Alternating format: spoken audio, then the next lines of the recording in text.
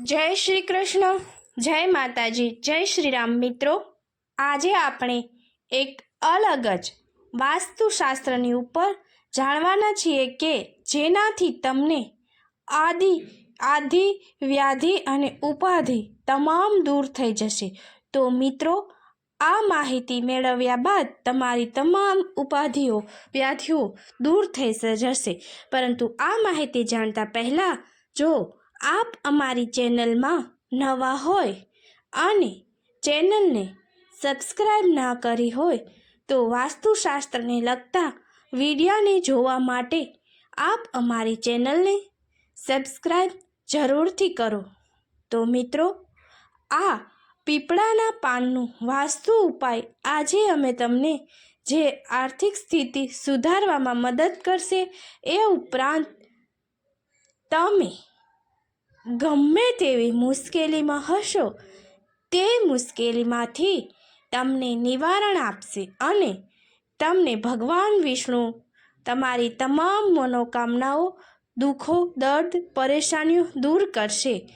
એવું આ પીપળાનો વાસ્તુ ઉપાય આજે આપણે જાણવાના છે। મિત્રો, વૈશાખ મહિના એ સૌથી શ્રેષ્ઠ મહિનો ગણાય છે અને આ વૈશાખ મહિનામાં એક ઉપાય કરવાથી તમે ગમે તેવા ટેન્શન કે સમૃદ્ધ થઈ જશો,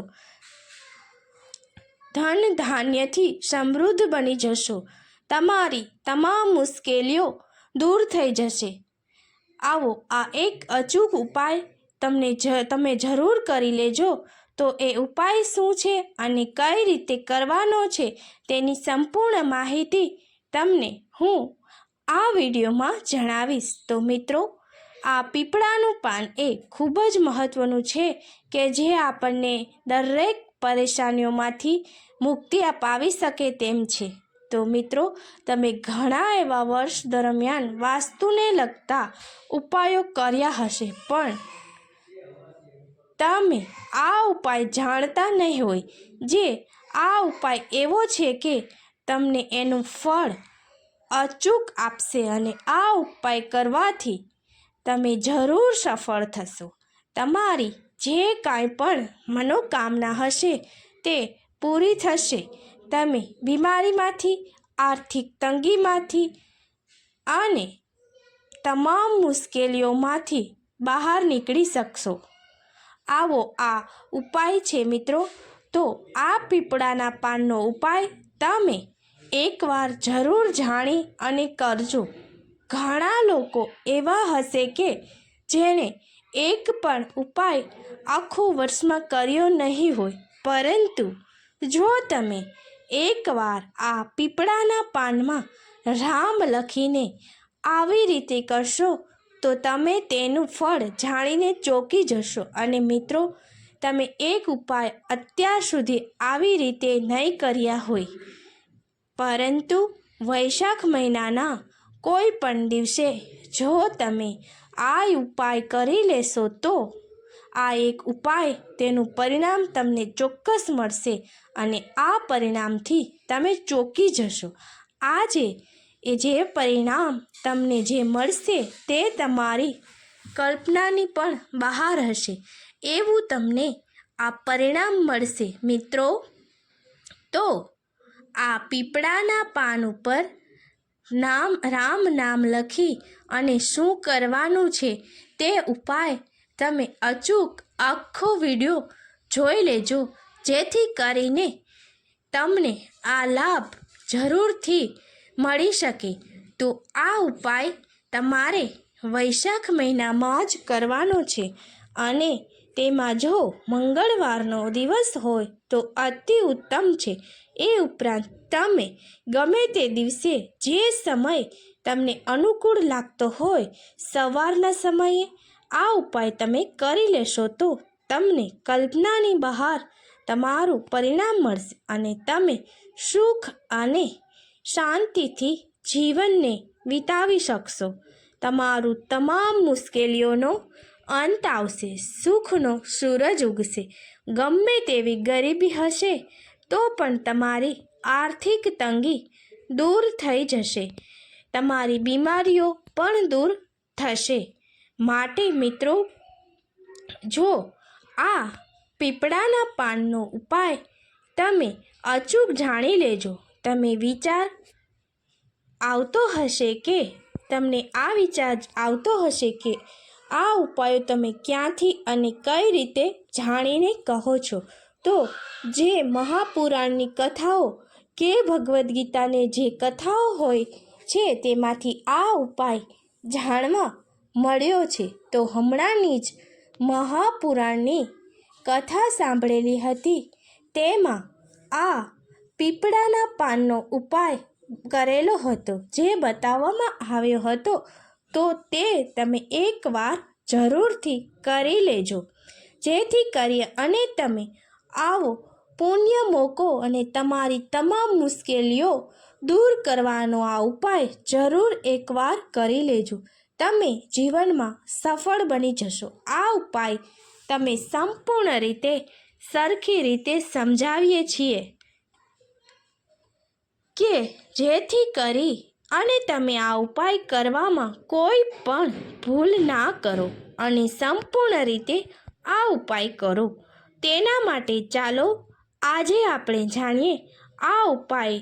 વૈશાખ મહિનો એટલે કે આ પવિત્ર મહિનો અને આ ખાસ મહિનો છે કે ઘણીવાર તમે આખું વર્ષ ગમે તેવા ઉપાયો અને પૂજાપાઠ કરતા હોય ત્યારે પણ તમારી જે ઈચ્છાઓ અને જે મનોકામનાઓ પૂરી થતી નથી, તે તમે આ મહિનામાં વાસ્તુશાસ્ત્ર પ્રમાણે એના નિયમો પ્રમાણે એકવાર કરી લેશો તો તમે જરૂર ને જરૂર સફળ પરિણામ મેળવી શકશો. તેના માટે આ વૈશાખ મહિનો એ ખૂબ જ મહત્ત્વનો છે. તમારી તમામ આધિ વ્યાધિ અને ઉપાધિને, તમારી તમામ મનોકામનાઓને પૂરી કરવા માટે આ ઉપાય ઘણો જ મહત્ત્વનો છે. તો આ ફક્ત નાનકડો એવો આ ઉપાય એકવાર તમે કરી લેશો તો સંપૂર્ણપણે તમને ફાયદો જ ફાયદો થશે. ઘણા લોકોએ આ ઉપાય કર્યો છે અને તેના ખૂબ જ સારા પરિણામ તેને મળ્યા છે. જો તમે પણ આ ઉપાય કરવા માંગો છો અને તેનું પરિણામ સારું ભોગવવા માંગો છો, તો જરૂરથી આ ઉપાયને સંપૂર્ણ રીતે પહેલાં જાણી લેજો. તમારા જીવનમાં આવેલી મુશ્કેલીઓ પિતૃદોષ હોઈ શકે છે, મંગળ દોષ પણ હોઈ શકે છે, કોઈ ગ્રહ દોષ પણ હોઈ શકે છે. પરંતુ જો તમે આ એક ઉપાય કરી લેશો તો તમામ દોષ તમારા દૂર થઈ જશે. પરંતુ એ માટે તમે જરૂરથી આ ઉપાયને જાણી, સાંભળી, સમજી અને પછી જ કરજો. તો સૌપ્રથમ તો આપણે જાણીએ કે આ ઉપાય ક્યારે કરવો, કોણે કરવો અને કઈ રીતે કરવો, એ સંપૂર્ણ રીતે જાણવું ખૂબ જ જરૂરી છે. તો ચાલો હવે આપણે જાણીએ કે આ ઉપાય વિશે સંપૂર્ણ માહિતી. તો મિત્રો, આ માહિતી જાણી અને કોમેન્ટમાં તમે એકવાર જય શ્રી રામ તો જરૂરથી લખજો, અથવા તમારી કુળદેવીના આશીર્વાદ માટે જય માં કુળદેવીનું કુળદેવીનું નામ જરૂર લખજો. પીપળાના પાનમાં રામ લખી અને આ ઉપાય વૈશાખ મહિનામાં કઈ રીતે કરવાનો છે તે આપ જરૂર જાણી લઈએ. આ ઉપાય કયા સમયે કોણે કરવો એ બધું જો આપણે જેમ જેમ આગળ વિડીયો જોઈશું તેમ તેમ જાણી લેશું, અને પછી તમને પણ થશે કે આ ઉપાય આપણે એકવાર જરૂર કરવો જોઈએ. પીપળાનું પાન એ વાસ્તુશાસ્ત્રમાં ખૂબ જ શાસ્ત્ર પ્રમાણે અમૂલ્ય ગણવામાં આવ્યું છે. પરંતુ જો એમાં રામ લખી અને આ પીપળાનું પાનનું મહત્ત્વ ઘણું બધું વધી જાય છે. તો હવે આપણે જાણીએ કે આ પીપળાના પાનનો ઉપાય કોણે કરવાનો છે. તો આપણા ઘરમાં જે મોટી માતાઓ બહેનો જે માતાઓ છે તેને આ ઉપાય અચૂક કરવો જોઈએ. આ ઉપરાંત જો કોઈ વ્યક્તિની મોટી કોઈ ચિંતા હોય કે કોઈ મનોકામના એની ઈચ્છા પૂર્તિ તેને કરવી હોય તો તે ઘરની વ્યક્તિ ગમે તે લોકો આ ઉપાયને કરી શકે છે. પરંતુ ઘરમાંથી એક વ્યક્તિ પણ આ ઉપાય કરે તો પણ ઘરના લોકો માટે ખૂબ જ શુભ ફળદાયી નીવડે છે. તમારે જો કોઈ મનોકામના પૂર્ણ કરવી છે તો તે વ્યક્તિ અચૂક આ ઉપાય તેના હાથે કરી શકે છે. પછી તે બાળક, સ્ત્રી કે પુરુષ ગમે તે હોય તે આ ઉપાય કરી શકે છે. જો ઘરની સ્ત્રી કોઈ મોટી માતા બહેન આ ઉપાય કરી શકે તેમ ન હોય તો ઘરના પરિવાર માટે આ ઉપાય કરવો હોય તો ઘરના કોઈ પણ વડીલ આ ઉપાય પીપળાના પાન પર રામ લખી અને ગમે તે વ્યક્તિ કરી શકે છે. આ ઉપરાંત હવે આ ઉપાય ક્યારે કરવો તે આપણે જાણીએ. ઘણા લોકોને એવું થતું હશે કે હવે આ ઉપાયને ક્યારે કરીએ તો મિત્રો તમે સવારે કે સાંજે કોઈ પણ સમયે આ ઉપાયને કરી શકો છો. પ્રદોષ કાળમાં પણ તમે આ ઉપાય કરી શકો છો. પરંતુ હવે મનમાં એ દ્વિધા થશે કે ક્યારે આ ઉપાય કરવો.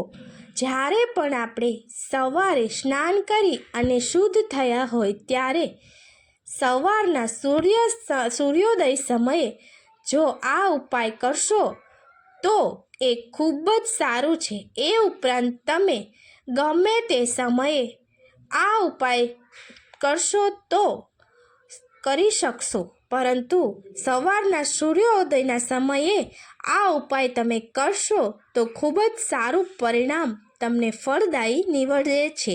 અને કોઈ પણ ભગવાનની પૂજા સવારના કાળમાં કરવાથી ખૂબ જ શુભ હોય છે.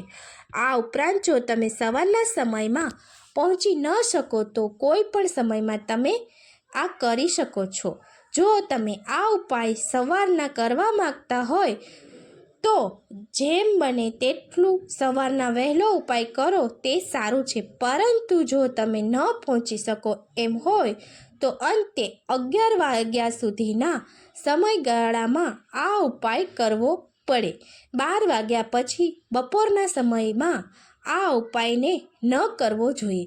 હવે જો સાંજના પ્રદોષ કાળની વાત કરીએ તો સાંજના 6 વાગ્યા પછીથી લઈ અને 8 વાગ્યા સુધી તમે આ ઉપાયને જરૂર કરી શકો છો. હવે આ સમયગાળામાં તમે ગમે ત્યારે પીપળાના પાન પર રામ લખી અને આ ઉપાયને કરી શકો છો. તમારે ગમે તેવા શત્રુ હોય કે ગમે તેવા દુશ્મનો હશે એ દૂર થશે.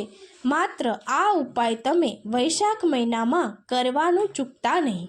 ભલે સૂર્યાસ્ત કે સૂર્યોદય ગમે તે સમયે તમે કરો, પરંતુ આ પીપળાના પાન પર રામ લખવાનો ઉપાય જરૂર કરજો. તમારા અનુકૂળ સમય પ્રમાણે તમે કરી શકો છો. જો આવું હોય કે તમે કરી લેશો ને તો તમારા જે શત્રુ, તમારા જે દુશ્મનો જે પણ તમારી ઉપર કાંઈ પણ કરેલું હશે તેનો પ્રભાવ સંપૂર્ણપણે તૂટી જશે અને તમે તમારી તમામ ગ્રહદોષ, પિતૃદોષ કે દુશ્મનોના ઘાથી સંપૂર્ણ રીતે બચી શકશો. તેથી આવું તમે જરૂર કરજો.